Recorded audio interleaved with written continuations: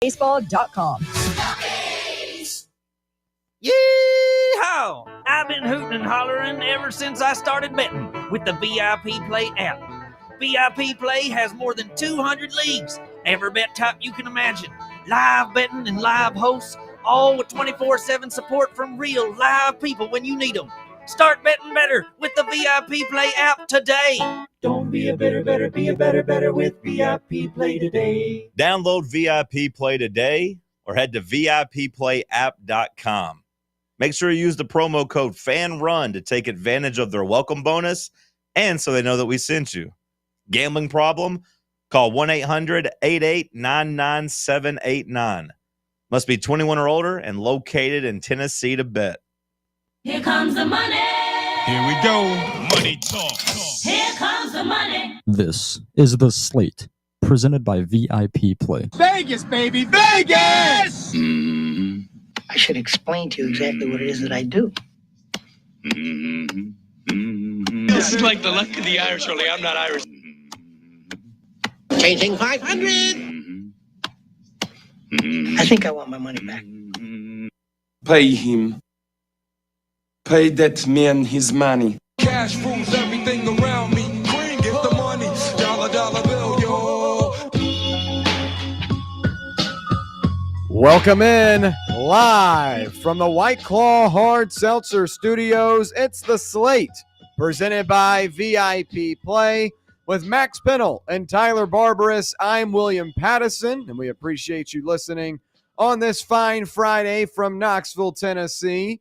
Plenty to cover over the next hour, including our best bets of the night.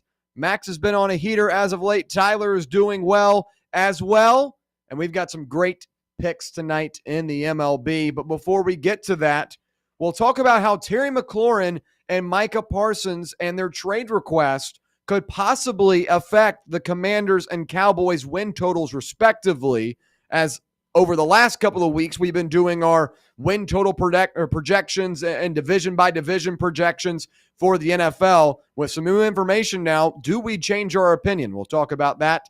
We'll also have tonight's slate, some MLB betting analysis from both Tyler and Max. But we'll begin today, like we always do, with our recap about last night. But before we do that, we must introduce the rest of the crew, beginning with Max. Max, how are you on this Friday? Yeah, doing well, William. The weekend is near. We got an hour to talk some sports with you guys. Looking forward to it. Hope everyone's having a good Friday. And the weekend right around the corner. We got 1 hour to get through here. Looking forward to it, William. Looking forward to talking ball. Hopefully stay hot on the gambling side of things. It's been a good last 2 weeks. Got to continue that this Friday as we begin August. Football will be played this month. Meaningful football, not that Hall of Fame game crap. Meaningful football will be played this month, which is exciting. Yes, and Tyler, how are you? I'm doing good. It's Friday. It's always it is Friday. Yeah, I'm happy that it is Friday. I like my weekends. I like to, be in control of what I do during the day, and hopefully I end the week above 500 betting. We're 3-3 right now. Happy to be here. The weather's nice. Kind of had some, up and down weather this week, and my mood sometimes aligns with the weather outside. So I'm in a good mood today. Well, good stuff. Good stuff. All right, we'll switch over now to our recap from last night, and we'll begin with Max. Max, you had a couple of plays. How'd you do? Yeah, I went 1-0. Carlos Carrasco over 2.5 earned runs. I believe it hit in the second or the third inning. It was while we were on air at the tail end of the program last night in the second hour. So that was good. We are 5-2 on the week now, I believe. 6-2, excuse me. Can't shortchange myself. 6-2 on the week. I believe that is 11-4 the last 2 weeks. So got 2 plays coming later tonight. Let's finish on a strong note this week. Max is red hot, folks. We'll switch it over to Tyler. Tyler, how'd you do? What's your recap? I went 1-0. Had the Rangers, Angels, Nerfy, Eovaldi versus Soriano. They both did their thing, cruised through the first inning. That was my pick from the day before. I had the Mariners -1.5 at +125. put up 1 run in the 5th inning, I believe, and then from there they just started pouring it on. Cole Young hit a baseball 470 feet onto the upper deck to give him a 2-0 lead. Then Cal Raleigh, I think, hit another homer of his own, giving us a nice 3-0 lead, and then from there they doubled their score from 3-6 for a very, very convincing 6-0 win. George Kirby pitched great, and the bats, as I predicted, stepped up. This Mariners team is certainly going to be a team that, I look to tail, especially with how good their offense is now. And we'll get into the best bets for tonight a little bit later on as we dive into the slate. But before we get to all of that, I want to talk about how the betting market has changed in terms of the future odds after the trade deadline. Now, yesterday, as we were coming on air, the MLB trade deadline officially ended. But today, we've had about 24 hours now to digest some of the moves that came in a little bit later on. And also the markets have adjusted as well. Look, the MLB trade deadline passed with a flurry of trades, but not a lot of big moves. And in these trade deadlines, whether it be the MLB or the NBA, some are bigger than others. And this was about an average trade deadline, if that. If your team was in the market for a reliever, there was plenty to be had. Impact bats and frontline starting arms were harder to come by.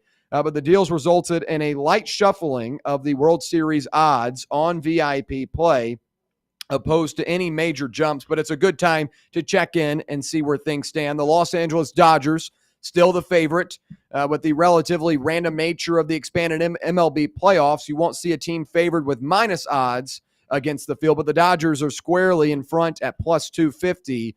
The Dodgers added outfielder Alex Call and reliever Brock Stewart to shore up the roster while sending away starter Dustin May, who was second on the team in innings pitched. The next 3 teams in the odds are all at plus 850. That's the New York Mets, the New York Yankees, and the Philadelphia Phillies. The Mets were active, but again, the theme is bullpen arms here. Ryan Helsley, Tyler Rogers, and Gregory Soto give the Mets a potentially scary collection of arms to set up. And then you've got New York, who added center fielder Cedric Mullins. And the Mets were one of the biggest movers overall, going from plus 1,300, I should say, on Monday up to plus 850 currently. So out of the top 4 that I just mentioned, we've got the Dodgers, we've got the Mets, we've got the Phillies, we've got the Yankees. Which one is worth the wager right now? Max, begin with you. Yeah, I think I'm going to hold true to what I've said now for a few months, and I would go with Philadelphia. I think they have the best rotation of those 4 teams. Mets obviously upgraded their bullpen. Phillies also did as well, bringing in Johan Duran. That was probably the best, other than Mason Miller, the second best closer on the market. They needed help at the back end of their bullpen. They got it in Johan Duran. The lineup obviously is veteran-laden with plenty of playoff experience. They've made a World Series already, didn't get over the hump. I think this team has just felt like, I'm not going to say team of destiny, but just a team that they for the last 2 years, whatever, if they whether it's when they win 85 or 95 games, all that matters to them is what happens in October. They just need to get there, get a seat at the table, and then kind of let stuff play out how it may. They lost last year to the Mets. I think they made sure to address some things coming into this year, but their pitching staff is just going to carry them in October. They're going to have the advantage pretty much in every game. Game 1, they can go to Zach Wheeler. He's probably the second best starting pitcher in the National League. They got Christopher Sanchez, another guy, should have been an all-star this year, top 5 pitcher in the National League this season. Ranger Suarez, another really good guy, sub-3 ERA. If Aaron Nola can come back and be what Aaron Nola has been throughout his career as your Game 4 starter, no one's replicating that. And those guys can all pitch deep into games and mask maybe a little bit of their lack of depth in the bullpen. Just really like that team. It's a team built for October. They've built their roster accordingly, knowing, hey, if we get a wild card, we win the division, it doesn't matter. We just got to win in October. They know it's the end of the line for a lot of these guys in Philadelphia. Just really like this group. I think this is the year they break through, and I think the Dodgers are vulnerable. Now, I could be eating my words by late September when they've gotten fully healthy for 3 or 4 weeks, and they look like, man, this is the team that we thought was going to win 110 games. But they haven't been that team yet, and there's real concerns. Mookie Betts has not been – he's been a below-average player this year. Ohtani still hasn't been stretched out as a pitcher. Will he be before the postseason gets here? I'm not sure. Blake Snell, he's always hurt. Tyler Glasnow always hurt. I don't think you can count on those guys to be there in October. The bullpen to me, though, has been the biggest disappointment. They signed 2 high caliber arms and Kirby Yates. There we go. Kirby Yates and Tanner Scott, and neither have lived up to the billing. So I think the Phillies are ripe to pick off the Dodgers. Mets, they got better. I still lean Philadelphia over the Mets. I just think I trust them a little more. Yankees, to me, the Yankees should not be the 4th best odds. I mean, they're 4 or 5 games back in the division lead. I need to see them with this new group start winning at a clip that they haven't been over the last month before I can buy into their deadline acquisition. So for me, it's Philadelphia. Yeah, that's always the thing about the deadline is you kind of have to wait and see how these new moves work out, because sometimes on paper they look very good, or sometimes when the notification pops up on your screen, oh, that's a big get for them. But sometimes it doesn't work out that way. You've got to wait and see how it fits. You've got to wait and see how they fit into a rotation, whether it be a bullpen or just in the field or batting order. You got to see how these things work out. So obviously right now, these odds are moving, but they could move in the opposite direction or in a more positive direction, depending on how these trades pull off. Tyler, when you look at this list, top 4 teams right now, Dodgers, Yankees, Mets, and Phillies, where do you kind of plant your flag? Yeah, I agree with Max here. If you were to ask me 2 weeks ago, prior to the trade deadline, I would tell you the Tigers, because I was almost 100% certain that the Tigers were going to go out and get a big impact power bat. They didn't do that. And I think if they were to add someone like a Marcell Ozuna, someone like a Luis Robert, it could have really helped them be more competitive in these, occasional high scoring games. I think the Tigers have a very good rotation. They brought in Chris Paddock, who's good. They have Casey Mize, Tarek Skubal, Jack Flaherty. That's a very, very good 1 through 4 rotation. Their bullpen they improved on. They also added Charlie Morton. I think you could see Morton be a long reliever in the postseason. So I like the flexibility that they have pitching wise, but offensively they had to add more. I think they're just relying on their younger players carrying them the way that they've carried them this year. And when it's October, pitching is usually the most important thing, but it doesn't matter how good of pitching you have if you can't score runs. And, I've seen that multiple times with my own team, with my very own eyes, that it doesn't matter how good your pitching is. If the bats can't show up when you need them to, you're going to lose in the postseason. So that's why I'm backing away from the Tigers here and siding with the Phillies. I just love the addition of Joan Duran. I think every postseason team, every postseason roster needs a lights out closer that you can throw in either in the 9th or in the 8th when you have, a really tough situation. And that's why yesterday I was so high on the Padres, because now you don't need Mason Miller in the 9th. You could bring him in the 7th if you have bases loaded, 1 outs. And I think Joan Duran can kind of, be that player for the Phillies. Just any situation we get ourselves in, you're our best arm. You're going to come in and close this thing out, or you're going to come in and get rid of the threat that we're facing. Rotation wise, I think their rotation is great. The only question is, can they stay healthy? Zach Wheeler has been healthy. Christopher Sanchez has been healthy, but Aaron Nola has, been inconsistent this year. Isn't performing like the player that we've seen him be for the past, 4, 5, 6 years. Jesus Luzardo, he seems like he's always injured, but he came back a couple days ago, had a great start, went 7 innings, no earned runs. He's looking like, a guy that will start a playoff game for you. Ranger Suarez, I just really like their rotation.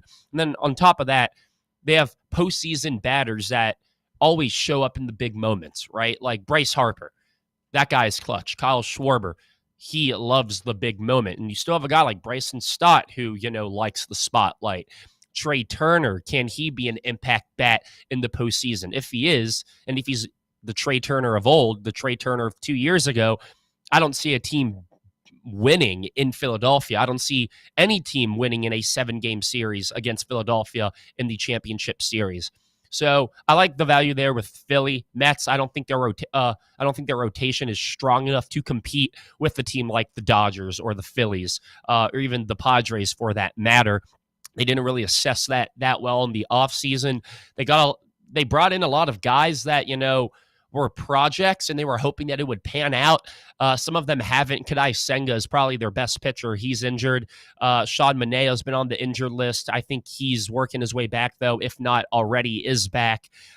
They just don't really have a frontline ace that I think all these other playoff teams have in Skubal and Skubal, Zach Wheeler. Just the Mets don't have that. But I think them adding a lot of really good bullpen arms will help them in close games. But if you're starting pitchers, blow up in 3 innings, there's no need to have this good of a bullpen. So for those reasons, I'm going to go with Philadelphia at plus 850. I just think they're the most complete team in the National League right now. They're up there with the Padres and the Dodgers, but the Phillies can stay healthy, and that's their biggest thing, health. I think that this is the year that the Phillies finally get over the hump. They've been so close. Now, you mentioned the Mets and that they're the team that benefited with the biggest boost in odds, going from plus 1,300 all the way up to plus 850.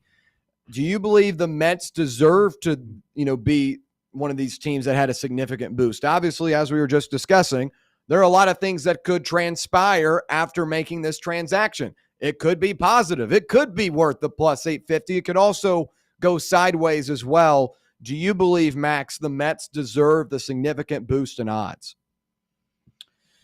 I'm a little surprised that they did jump that much. I'm not surprised they're in the top 4, but I'm surprised that it did jump so much from 1,300, 450 plus, plus 450. It shifted from 1,300 to 850. And that does surprise me a little bit because, yeah, they added to their bullpen, but those guys are going to give them, 20 innings each between now and the end of the season, and then the playoffs, maybe 5-6 innings total. Cedric Mullins is an okay player. He's a solid player. He's not going to be the guy that puts you over the top. He's not going to win you a game just, solely by himself.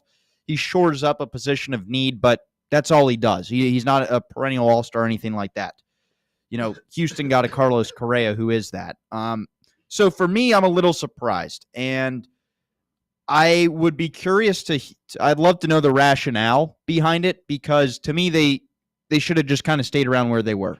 They made their bullpen better. Yes, that's a good thing. But you still have to be leading after 5 innings, 6 innings to have your bullpen matter. If your starting pitcher hands it over to them and you're down 2 runs, then they're just going to keep it as down 2 runs or down 3 runs. So for me, I'm a little surprised that just the additions of a Ryan Helsley and a Gregory Soto is enough to shift these odds that much for a team that was previously probably viewed as a fringe World Series threat. Now Vegas views them as a legit threat. Maybe it's a market correction to maybe they were too low on them, and now they feel, okay, we don't want to give that much value because we rethought some things and, looked at the landscape. And, yeah, maybe the Mets are more of a World Series threat than they are, so we got to adjust accordingly. But on paper, the moves they made should not have caused the shift that it did in their odds.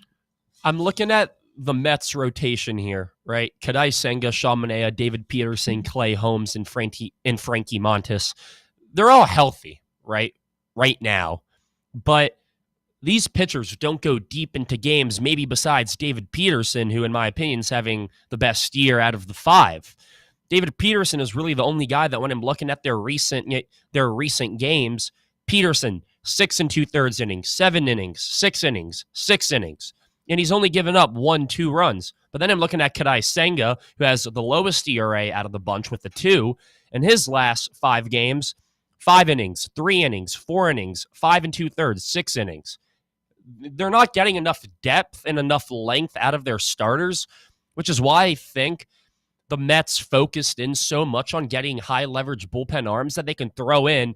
And, Max, how baseball works. Cover those innings. Exactly. And if you have pitchers that can get you 6 innings and you have 4 dominant relievers that you can pitch in the 7th, 8th, 9th, you're probably going to win that ball game 9 out of 10 times. With the Mets, now you're going to need someone to cover the 6th, 7th, 8th, and 9th. You're going to have to cover 4 innings instead of 3.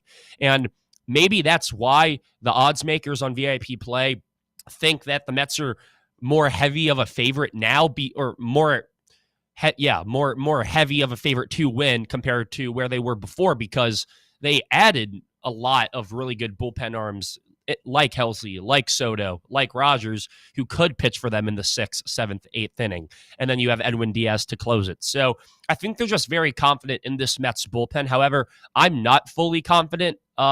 Helsley has had a down year compared to last year. Gregory Soto has great stuff, but when Soto isn't on his game, and that's, 1 every 3 outings, he doesn't have control and he walks guys and he gives up base hits. And then all of a sudden, Soto's given up 3 runs in 2/3 of an inning.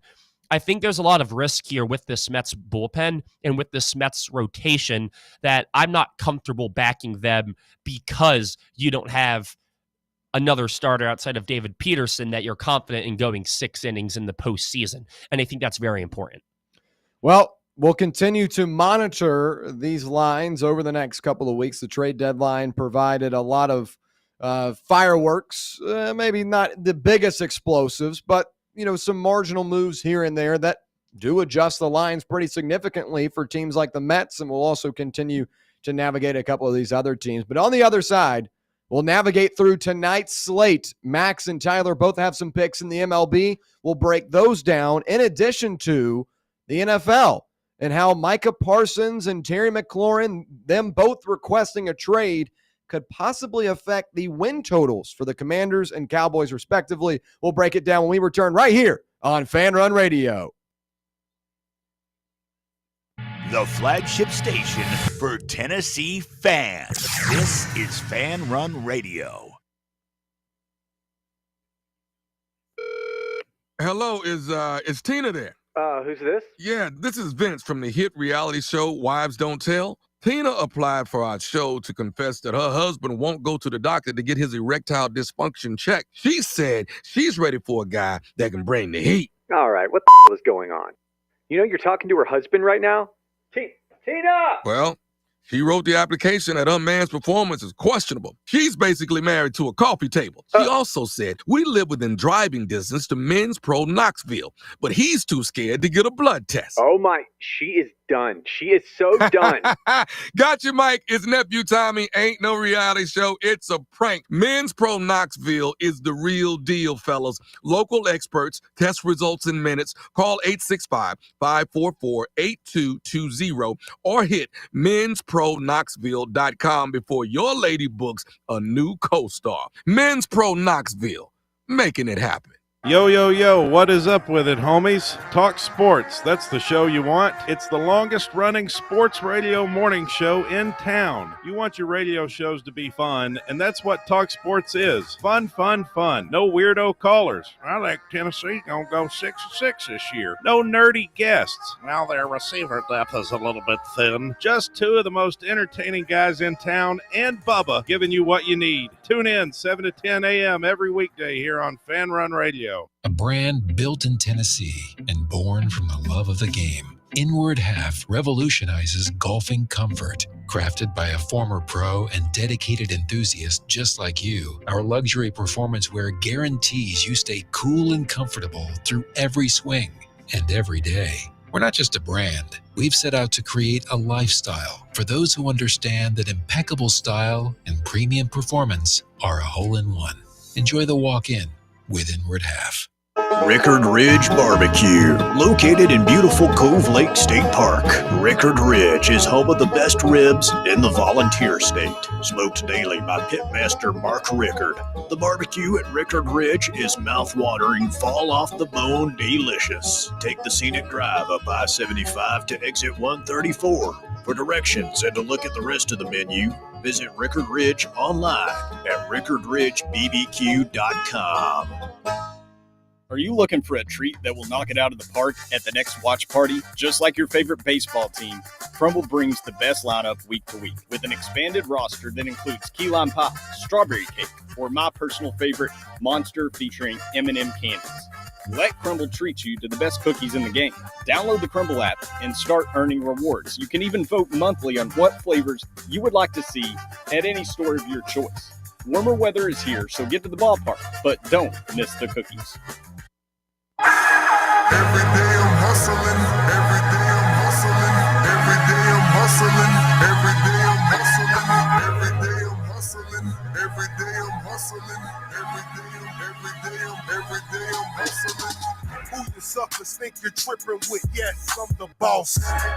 All right, back here on the Slate, presented by VIP Play. We appreciate you listening along with us, whether it be on the free Fan Run Radio app, 105.7 FM or 1340 AM right here in K-Town on the local dial, or on the X/YouTube live stream. However you're listening or watching, we do appreciate your time.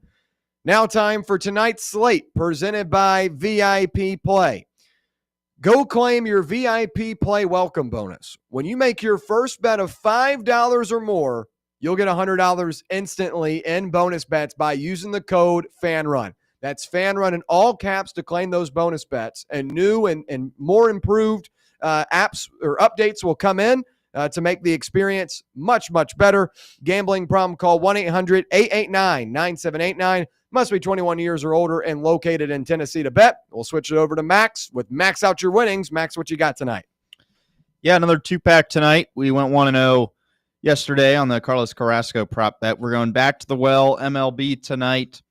First game starting a little after, or no, this game actually starts at 6:45, so get it in before that starts, and that's 20 minutes or so. Brewers face the Nationals in our nation's capital. Taking the Brewers' first 5 spread at -0.5 right now. I got it about an hour or two ago, and I believe it was -115. Not sure if that shifted, but still solid value. It's Mitchell Parker on the hill for the Nats versus Jose Quintana of Milwaukee. Very skewed towards the Brewers there. Brewers actually have the best record in the National League coming into this game against a Nationals team that I believe is second worst in the National League. So very different seasons for these two. I like the first 5 because I want to find a way to fade Mitchell Parker in some capacity, and the full game money line was a little steep for me. I believe it's around -140, 150. So I went with the first 5 route, confident that Mitchell Parker will get outpitched by Jose Quintana. Parker faced Milwaukee earlier in July and struggled to the tune of 8 hits and 7 earned runs, didn't make it out of the 5th inning, really got hit around. He's been hit around most of the season, frankly, as a 4.91 ERA coming into this game. Meanwhile, Jose Quintana's been really solid, like he has his whole career, 3.50 ERA. Kind of know what you're going to get from him. And he's been even better away from Miller Park, a 2.93 road ERA for the lefty Quintana. Add in the fact the Nationals really don't hit lefties well at all, either a 633 team OPS against Southpaws. Everything working in Milwaukee's favor tonight. Brewers first 5 -0.5.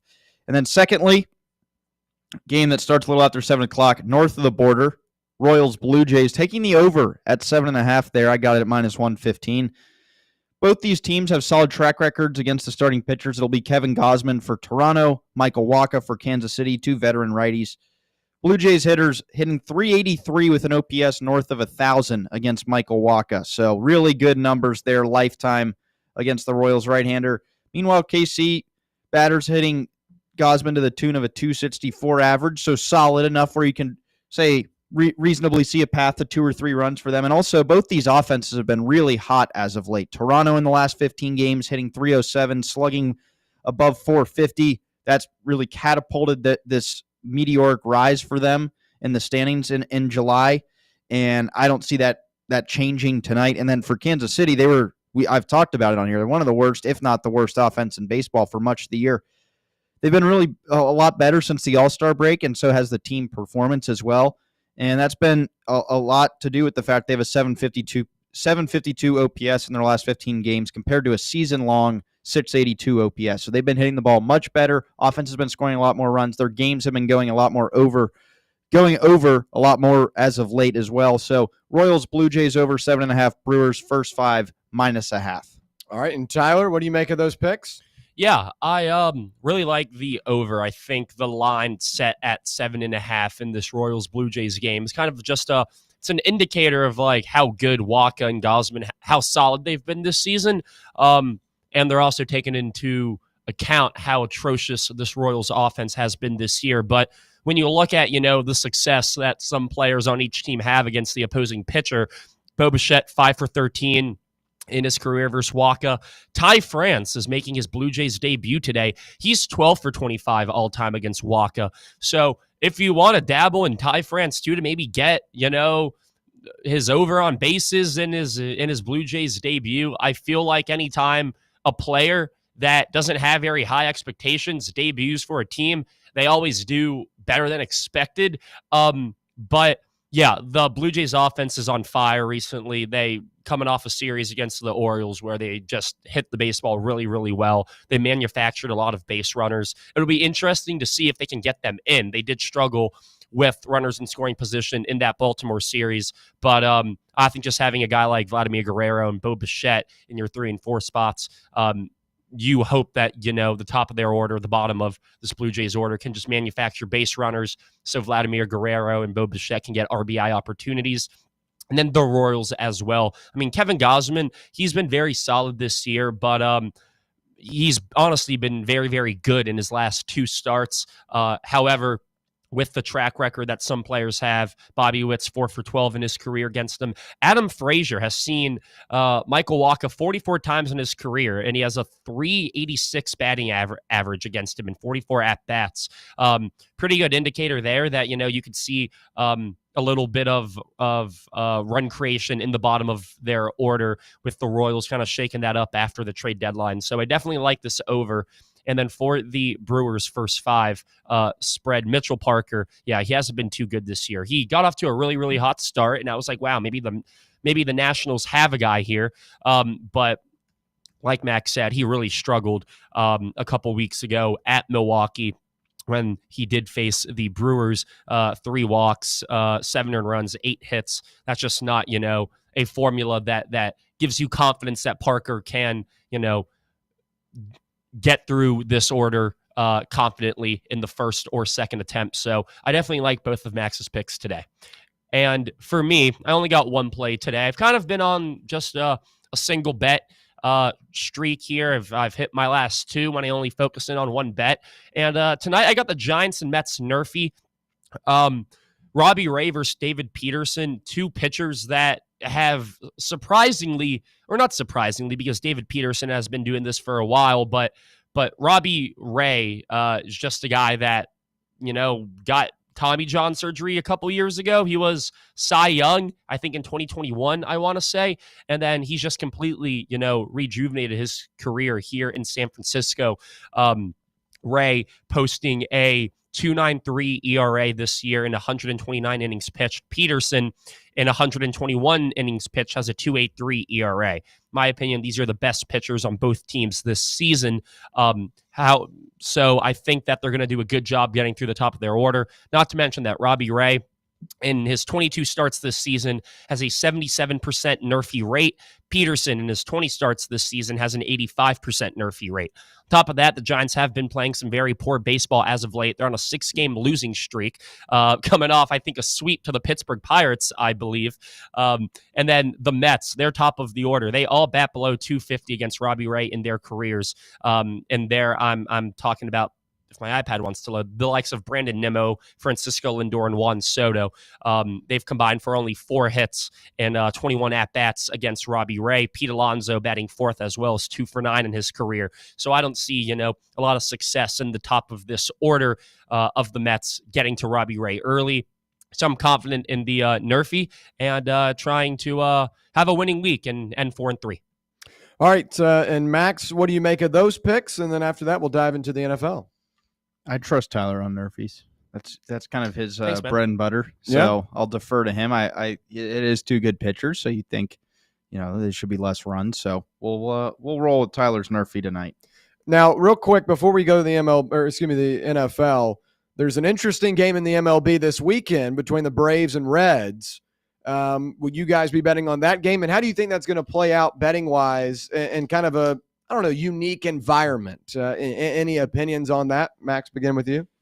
Yeah, I have to look into the, like I said yesterday, I have to look into the dimensions of that field, see if it's going to be very conducive to being hitter friendly, or is it a big ballpark and not a lot of runs? Now it's Chase Burns versus Spencer Strider, which despite the Braves being a train wreck this year, their whole pitching staff getting hurt, the one silver lining they have is Spencer Strider. He's still fun to watch. Strikes a lot of guys out. So does Chase Burns. Chase Burns has not figured out yet, quite like every rookie pitcher, how to consistently get batters out and the run prevention side of things. He's had some rough starts, but he's striking guys out took his prop earlier this week. It hit very easily. He's getting 10-plus strikeouts, so that'll be the fun aspect. Should be a lot of strikeouts in this game for these two starters. So you might see a lot of home runs if the park is small and a lot of swing and miss, which it's all you can ask for when you have a bottom feeder team facing an okay team. And it'll be cool to see that venue. I believe it's a turf field, it looked like, which is there isn't one in the MLB, so that'll be interesting to see. But it's going to be cool. I think it's going to break the attendance record for an MLB game all time. Very excited to see that first professional major league game in the state of Tennessee. I'm excited to watch it, see what the venue looks like. I'm looking at the dimensions here.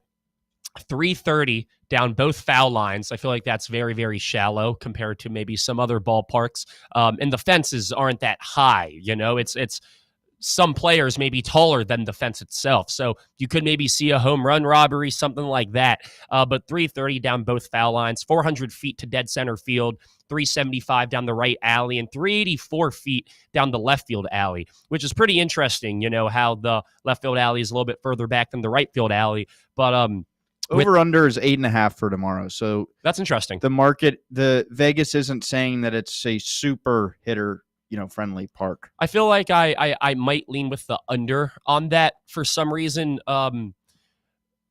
Going back to like the Field of Dreams game that we kind of had a couple years ago between the Yankees and the White Sox, I believe that was a pretty low scoring affair too. I want to say I feel like that final was maybe 3-2. I want to say the Field of Dreams. Yeah. No, that was like 9-8. Okay. Yeah. Okay. Yeah. I knew it was close. Tim Anderson hit the walk-off. Walk-off. Yeah. That was a higher scoring game.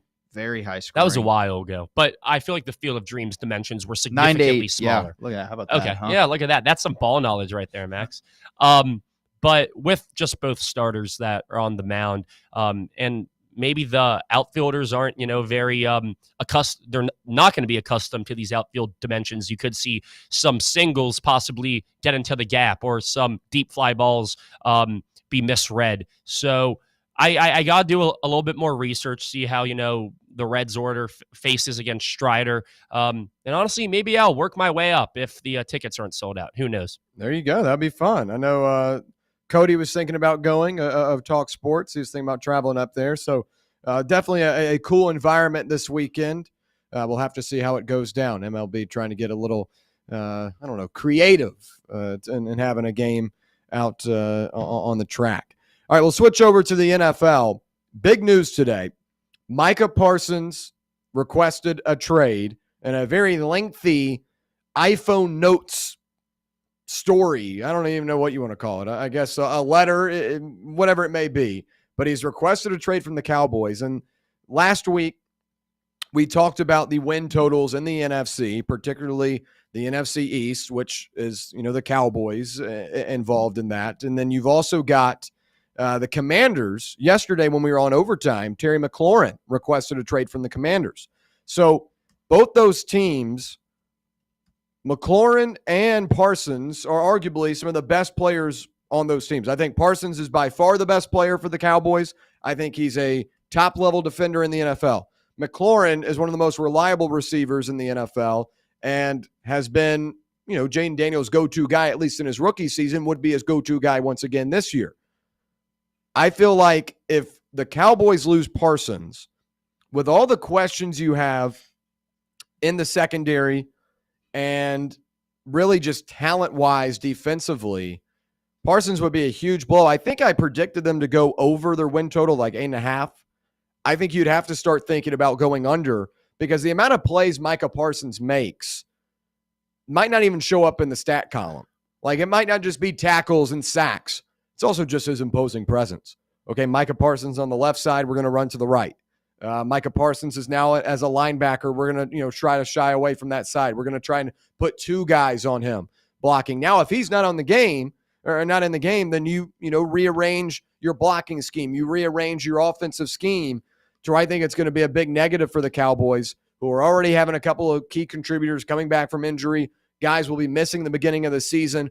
I think defensively it'd be too big of a gut punch for them to be able to survive. And I would start leaning on the under the 8.5 total. Now for the Commanders, they're set at 9.5.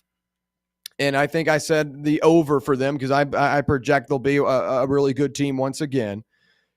Terry McLaurin being out is a really big deal because now who's Jane Daniels' number one wide receiver? Deebo Samuel, the guy that has a gut? I'm not really willing to, bet on that guy to be my number one wide receiver. I mean, who else other than him? Who do the Commanders? Who's a go-to guy for the Commanders? They drafted Jalen Lane, I think, pretty high, and he's like who's a go-to guy that's established? There isn't. Daniels liked his connection with Zach Ertz, but that's not, not of Zach substance. Ertz. He was good last year. He was very good last year, though. I know, but we're not relying on Zach Ertz in 2025. Noah Brown. Noah Brown is a guy who's bounced around. Noah Brown's a wide receiver 3. KJ Osborne. They got Michael Gallup. Oh, Michael Gallup. The guy coming out of retirement. The guy who was a wide receiver 2 in Dallas was probably the worst wide receiver 2 in the league, but Michael Gallup should be doing, the security check-ins at the door, making sure you got nothing in your pockets. They got Luke McCaffrey. Oh, come on. I mean, we're grasping for straws here.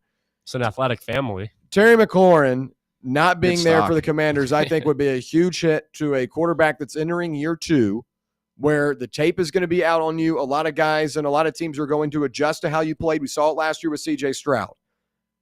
I'm not saying that Terry McLaurin is enough to take this team on the under now, but I feel like Terry McLaurin is a good enough player that could win you a game or two. I mean, 120 yards in a game and a couple of touchdowns is the difference between, winning by 14 and, losing by a field goal. So if both these guys end up leaving, and there's a lot of process still to be done, I feel like both these guys will remain on the teams. They're going to figure things out. This is what the Cowboys do. I don't think we've seen a Cowboys player kind of take it to this level, though, where they come out and publicly say, I'm requesting a trade. Dak didn't do that. CD didn't do that. Micah is now saying, I'm out. We'll see how that changes up when the check is put in front of him.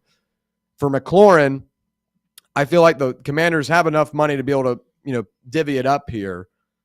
My only thing is, are they worried that they're going to have to pay Daniels big-time money and don't want to have two guys running big-time contracts at the same time? I don't know. I anticipate both these guys will stay, but if they don't, I'd start looking at the under for both of them. Max, what do you make of it?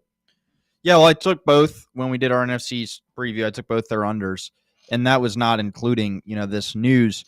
I think I'm fairly confident both get a deal done. Now, the thing you worry about is, does any of that bleed over into week 1 of the season or stuff like that? We have seen that in instances where guys are willing to push it as far as into the season, and that obviously can impact the team as well, even if they remain on the roster.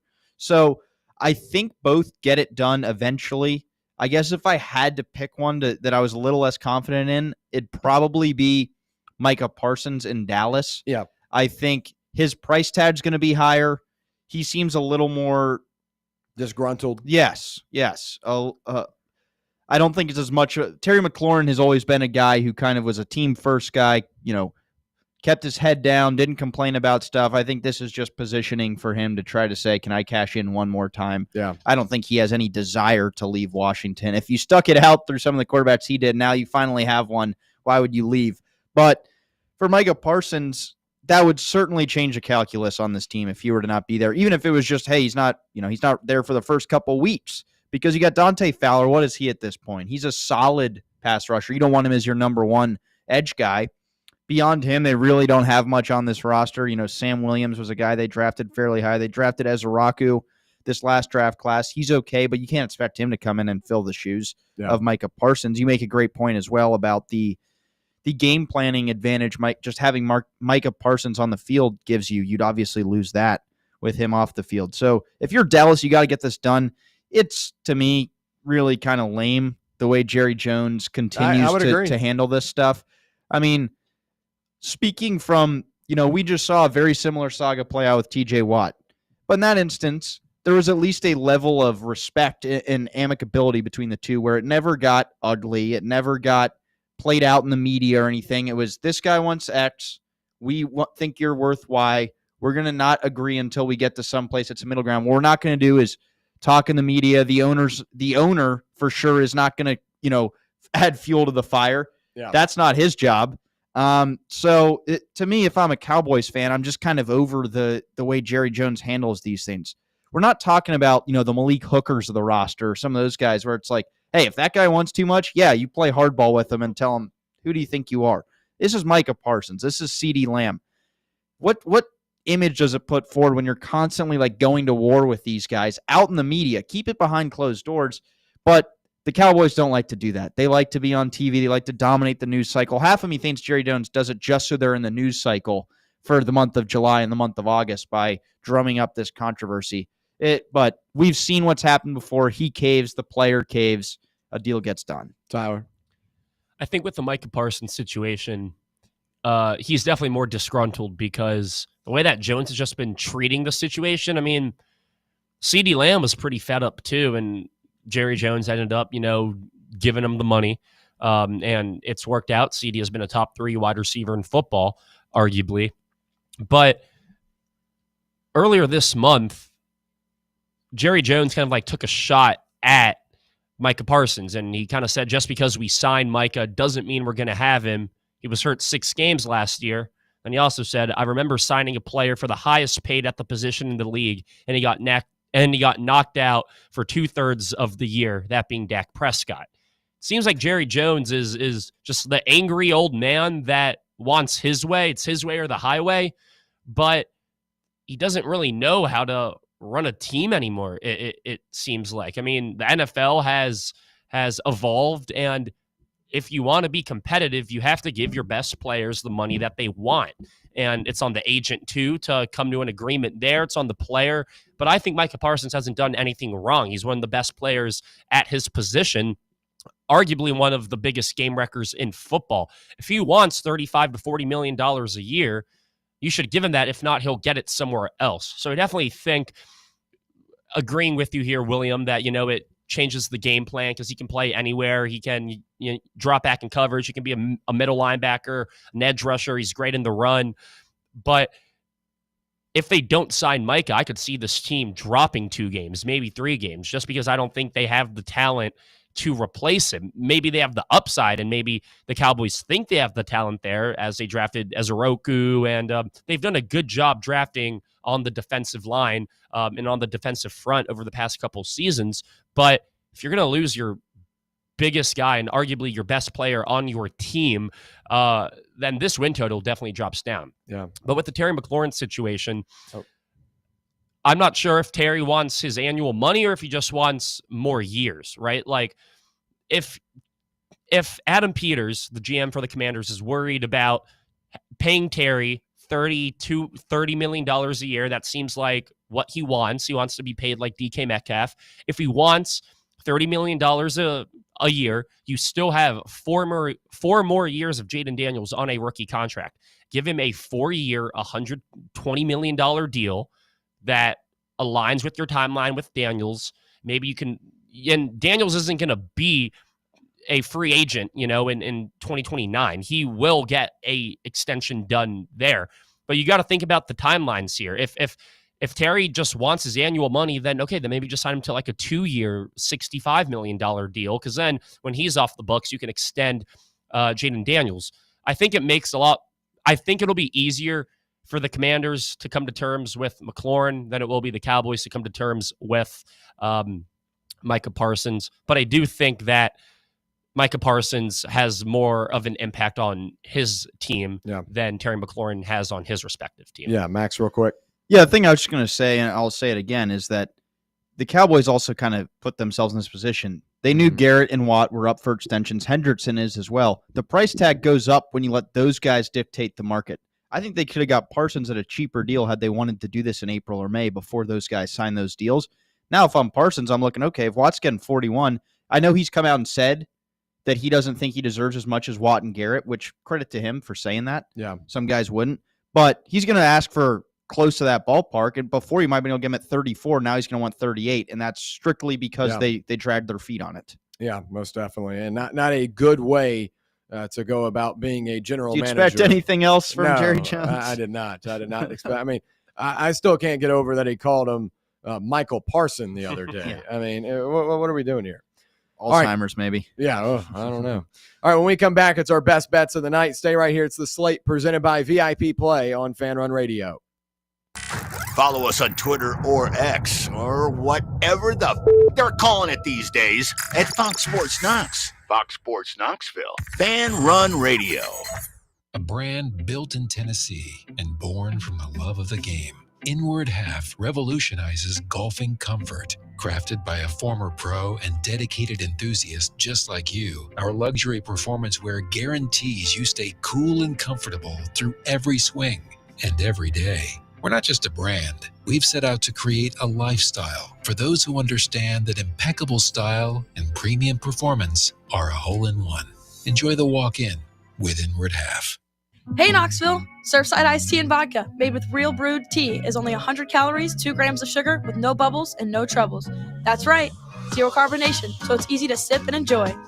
Headed to a game day or party at a friend's house? Bring an iced tea or lemonade variety pack from Surfside, or try their green tea and new raspberry tea vodka. Find the can with the sunset stripes this season.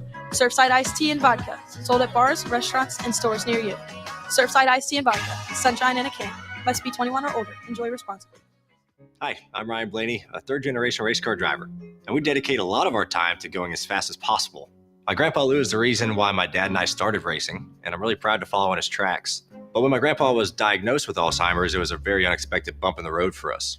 I've learned a lot on this journey with my grandpa Lou, and the memories of my grandpa will always be with me. It's important to notice if older family members are acting differently, experiencing problems with their memory, or having trouble with routine tasks. Talking about Alzheimer's can be really tough. But if you notice something, have a conversation with your loved one. Encourage them to see a doctor or offer to go with them. Early detection of Alzheimer's can give your family time to explore support services, make a plan for the future, and access available treatments. The Alzheimer's Association provides care, support, and research to help you take control of the situation with your family and manage the disease together. If you or your family are noticing changes, it could be Alzheimer's. Talk about seeing a doctor together. Visit alz.org/time to talk. A message from the Alzheimer's Association and the Ad Council. Located in Knoxville's historic Old City, Barley's offers great food, live music, the best draft beer selection in town, and now your new favorite place to watch sports. Their indoor projector is perfect for any weather, and they've revamped their upstairs area with more TVs to take in all of the action. Their menu features hand-battered chicken tenders, juicy burgers, fresh salads, and the tastiest pizza in Knoxville. You can enjoy their happy hour drink specials daily from open until 6 p.m. Barley's Tap Room and Pizzeria. Hello, is Tina there? Who's this? Yeah, this is Vince from the hit reality show Wives Don't Tell. Tina applied for our show to confess that her husband won't go to the doctor to get his erectile dysfunction checked. She said she's ready for a guy that can bring the heat. All right, what the hell is going on? You know you're talking to her husband right now? Tina! Well, she wrote the application that her man's performance is questionable. She's basically married to a coffee table. She also said, we live within driving distance to Men's Pro Knoxville, but he's too scared to get a blood test. Oh my, she is done. She is so done. Got you, Mike. It's Nephew Tommy. Ain't no reality show. It's a prank. Men's Pro Knoxville is the real deal, fellas. Local experts, test results in minutes. Call 865-544-8220 or hit men'sproKnoxville.com before your lady books a new co-star. Men's Pro Knoxville, making it happen.